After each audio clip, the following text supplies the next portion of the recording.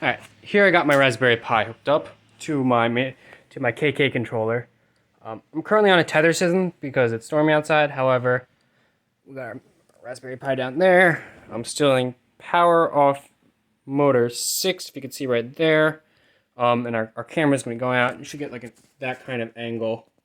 So we're going to try and fly this thing. I already started the Raspberry Pi and the motion capture.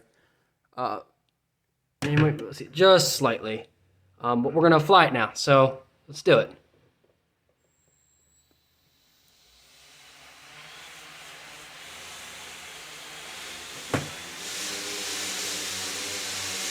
It's a little shaky. If I move our controls over, I can jiggle us. However, it's flying, even though it's shaky.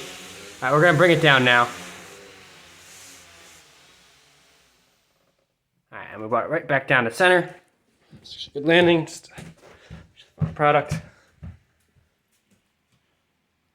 Thank you so much. This is Luke Quinn.